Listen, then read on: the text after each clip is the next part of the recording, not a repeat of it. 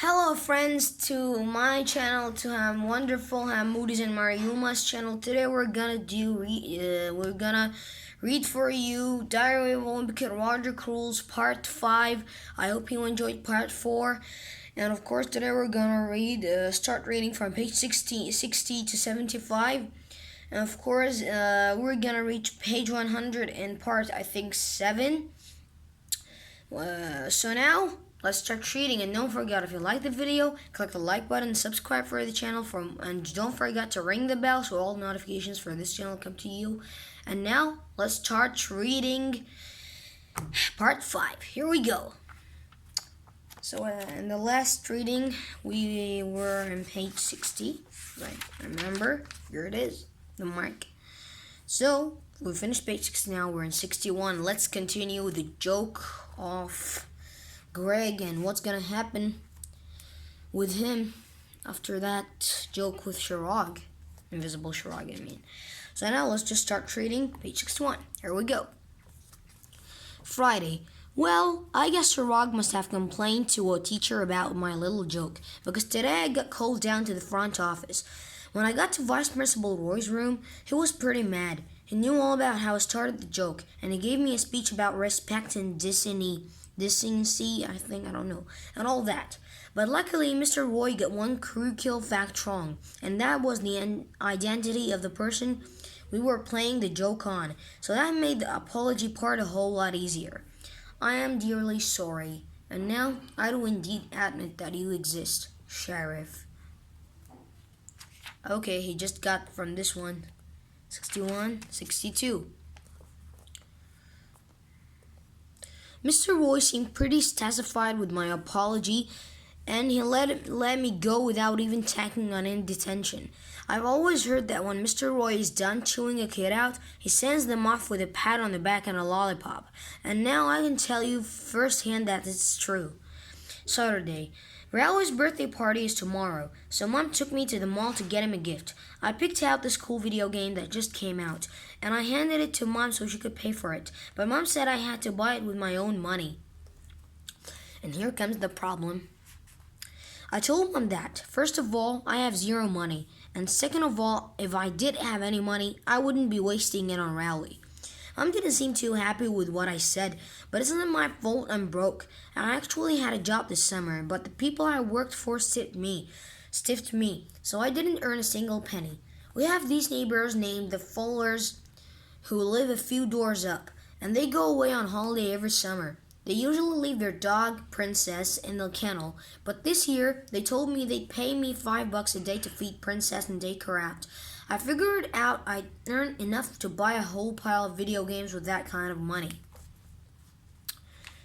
And now, page 64.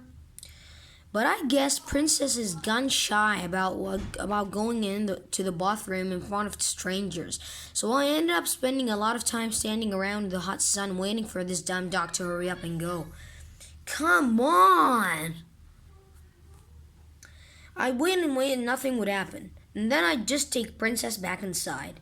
But every time I'd leave, Princess would make a big mess in the foyer, and I'd have to clean it up the next day. Towards the end of the summer, I got smart and realized it would be a whole lot easier to just clean up all of Princess's messes at once instead of doing it every single day. So I fed her and let her do her business on the foyer floor for about 2 weeks.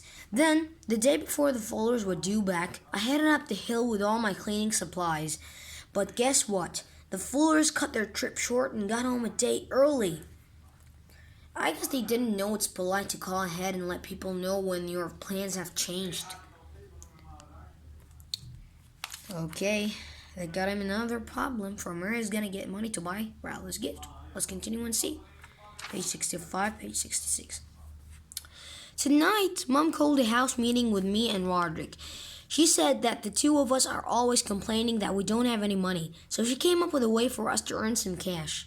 Then she pulled out some play money she must have dug up out of a board game, and she called the money Mum Bucks. Mom said we could earn Mum Bucks by doing chores and good deeds and stuff like that, and we could trade them in for real money. Mom handed us $1,000 each to get us started. I thought I had struck it rich, but then she explained that each $1 was only worth a penny for real money. Mom told us how we should save up our $1, and if we were patient, we could buy something we really wanted. Just wait, guys, a little bit. This is my cup. It's from paper. But Rodrick cashed in his whole stash before Mom was even done talking. Then he went down to the convenience store and blew his money on some heavy metal magazines. If Rodrick wants to waste his money like that, he can go right ahead. But I'm gonna be smart with my $1. Sunday. Today was Rowley's birthday party, and he had it at the mall. I'm sure I would have thought it was a lot of fun if I was about 70 years old. Really? What is that mouse? And his friends are all, I think, from the first grade as I read it.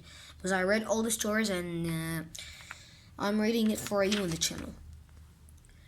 That was the average age of the kids at Rowley's party. Rowley invited his whole karate team and most of those kids are still in elementary school. Oh my god. I just wish I could have known what the party was gonna be like so I could have skipped it. We started off playing these dopey party games like Pin the Tail and the Donkey and stuff like that. The last game we played was hide and seek. My plan was to just hide in the ball pit and stay there until the party was over, but some other kid was already in there.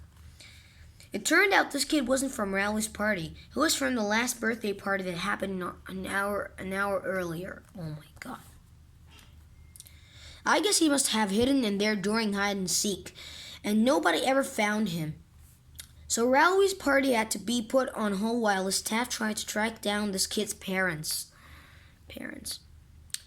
After that situation got cleared up, we had cake and watched Rowley open his gifts. He mostly got a bunch of kids' toys, but he seemed pretty happy about it. Yay! Page 70. Then Rowley's parents gave him their present, and guess what? It was a diary. It kind of ticked me off because I knew Rowley asked his parents for a diary so he could be just like me. After Rowley opened his present, he said, "We can call ourselves the Diary Twins." I let him know exactly what I thought of that idea by slugging him in the arm, and I really don't care that it was his birthday either. Ow! One thing I will say, I used to be mad at Mom for getting me a journal that looked too girly. But after seeing Rowley's diary, I'm not so mad anymore. Sweet Secrets diary. It's just really seems like for girls. Lately, Rowley has been totally bugging me. He reads the same comic books I read, drinks the same kind of soda I drink, you name it. Mom says I should be flattered, but to be honest with you, it's totally creeping me out. A couple of days ago, I did an experiment to see just how far Rowley would go. 71, 72. I rolled up one of my trouser legs and tied a bandana around my ankle and went to school that way. I'm sorry. I rolled up one of my trouser legs and tied a bandana around my ankle and went to school that way. Sure enough, the next day Rowley came to school wearing the same exact thing, and that's how I ended up in Vice Principal Roy's office for the second time in a week. There are some thugs outside my house sporting gang colors. Monday. I thought I was totally in the clear for the invisible CHIRAG thing, but boy, what was I wrong? I think I was wrong. I don't know. Let's just continue. Tonight, Mom got a call from CHIRAG's dad. Mr. Gupta told Mom all about the prank we were playing on his son and how I was the ringleader. When Mom questioned me, I told her I didn't even know what CHIRAG's dad was talking about. Then Mom marched me up to Rowley's house to hear what he had to say. Luckily, I was prepared for this kind of thing. I had already drilled Rowley on what to do if we ever got busted, and that if we both just denied everything would be okay. Page 74. But the second Mom started asking Rowley questions, he broke down. So after our visit to Rowley's house, Mom drove me over to CHIRAG's to apologize.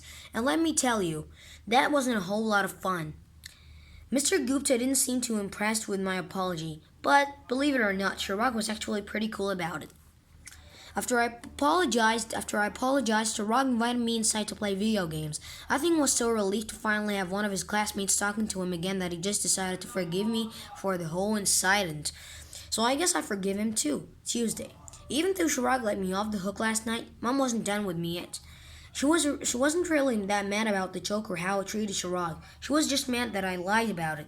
So Mom told me she'll ground me for a month if she catches me lying again. So guys, here is the end of part 5 of reading Diary of a Wimpy and Rodrick rules. We are on page 76, as I think, right now. So guys, thank you for watching part 5 of reading Diary of a Wimpy and Rodrick rules. I hope you're enjoying my reading, and I'm so excited to read Diary of a Wimpy, Last Row, Cabin Fever, Third Wheel, The Ugly Truth, and Getaway, and of course The Meltdown. I hope I can read them all for you, and of course I'm going to read them, and I'm so excited to read them. And of course, thank you for watching part 5 of reading Diary of a Wimpy and Rodrick rules. And don't forget, if you liked the video, click the like button, subscribe for the channel, and ring the bell so all notifications comes to you. And now, see you in part 6 of reading Diary of a Wimpy and Rodrick rules. Goodbye.